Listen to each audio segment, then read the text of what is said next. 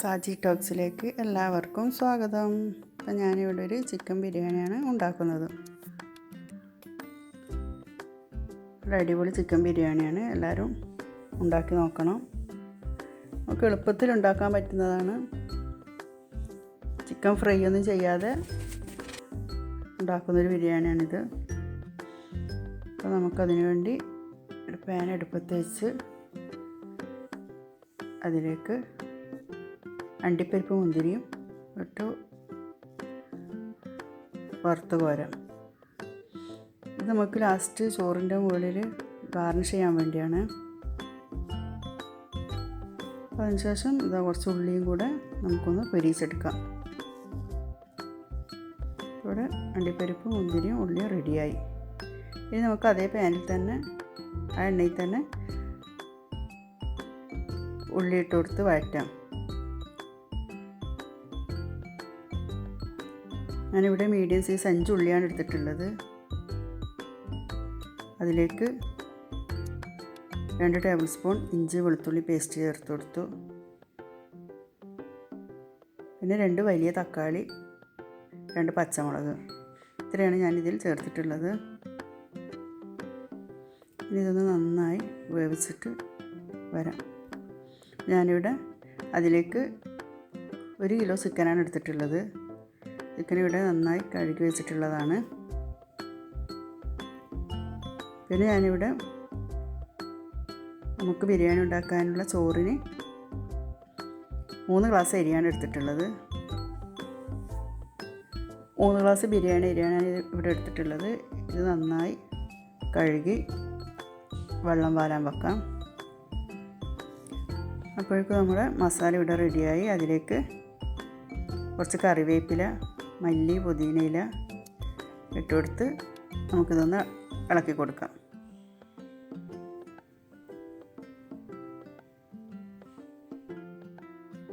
പിന്നെ ഇതിലേക്ക് മസാലപ്പൊടികൾ ചേർത്ത് കൊടുക്കാം. മഞ്ഞൾപ്പൊടി, ഗരം മസാലപ്പൊടി 2 ടീസ്പൂൺ, 2 ടീസ്പൂൺ കുരുമുളക് പൊടി, ജീരകപ്പൊടി, ഇതൊക്കെ ചേർത്തതിന് ശേഷം ചിക്കനിട്ട് നന്നായി ഒന്ന് ഇളക്കിയതിന് ശേഷം അതിലേക്ക് 1 ടേബിൾ സ്പൂൺ തൈരും കൂടെ ചേർത്ത് കൊടുത്തു. എന്നിട്ട് വീണ്ടും നന്നായി ഇളക്കിയതിന് ശേഷം നമുക്കിതൊന്ന് മൂടി വെച്ച് വേവിക്കാം. അത് വേകുന്ന സമയം കൊണ്ട് നമുക്ക് ബിരിയാണിയിലേക്കുള്ള ചോറ് റെഡിയാക്കാം. അതിനുവേണ്ടി ഞാനിവിടെ 2 ടേബിൾ സ്പൂൺ നെയ്യാണ് ഒഴിച്ചിട്ടുള്ളത്. അതിലേക്ക് 2 സ്പൂൺ ഓയിലും കൂടി ചേർത്ത് കൊടുത്തു.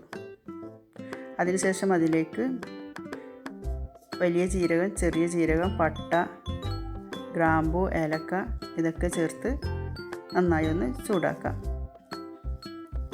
പിന്നെ നമുക്കതിലേക്ക് കുറച്ച് ഉള്ളിയും കൂടി ഇട്ടൊന്ന് വഴറ്റിയെടുക്കാം.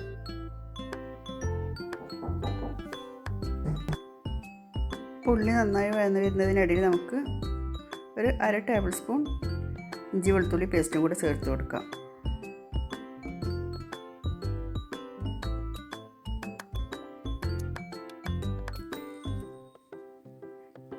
പിന്നെ ഇതിലേക്ക് നമുക്ക് നല്ല ചൂടുള്ള വെള്ളം ഒഴിച്ചു കൊടുക്കാം. നന്നായി തിളച്ച വെള്ളമാണത്. ഞാനിവിടെ 3 ഗ്ലാസ് അരിക്ക് 4.5 ഗ്ലാസ് വെള്ളമാണ് എടുത്തിട്ടുള്ളത്. അതിലേക്ക് പാകത്തിനുള്ള ഉപ്പും ചേർത്ത് കൊടുക്കാം. എന്നിട്ട് നമുക്കിതിലേക്ക് നമ്മൾ കഴുകി വെള്ളം വാരാൻ വെച്ചിട്ടുള്ള അരി ഇതിലേക്ക് ഇട്ട് കൊടുക്കാം.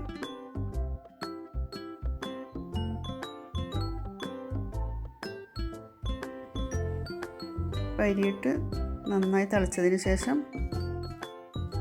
നമുക്കിതൊന്ന് മൂടി വെച്ച് വേവിക്കാം.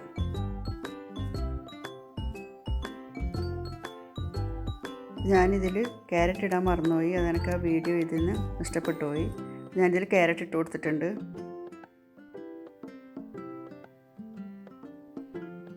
അപ്പോൾ നമ്മുടെ ചോറ് ഏകദേശം ഇവിടെ റെഡിയായി.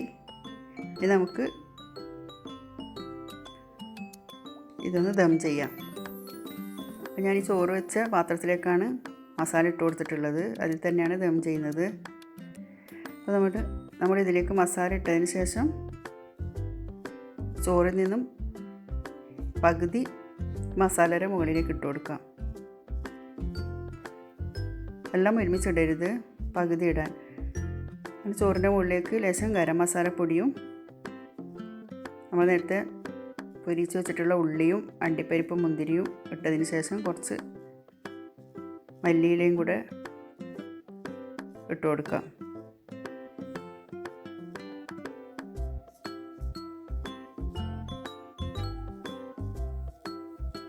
ഇനി അതിൻ്റെ മുകളിലേക്ക് ബാക്കിയുള്ള ചോറും കൂടെ ഇട്ട് നമുക്കിതുപോലെ വീണ്ടും മസാലപ്പൊടിയും മല്ലിയിലൊക്കെ ഇട്ട് ഗാർണിഷ് ചെയ്തെടുക്കാം. അപ്പോൾ എൻ്റെ ഈ ചാനൽ ആദ്യമായിട്ട് കാണുന്നവരാണെങ്കിൽ ദയവ് ചെയ്ത് സബ്സ്ക്രൈബ് ചെയ്യുക, ഷെയർ ചെയ്യുക, ലൈക്ക് ചെയ്യുക. അപ്പോൾ എല്ലാവരും ഈ വീഡിയോ കണ്ടിട്ട് ഫീഡ്ബാക്ക് അറിയിക്കുക.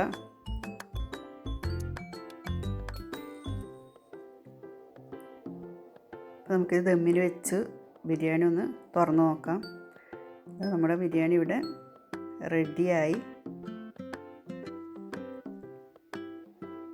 അപ്പോൾ എല്ലാവരും ഷെയർ ചെയ്യണം, ലൈക്ക് ചെയ്യണം. ഇൻഷാ അല്ലാഹ്.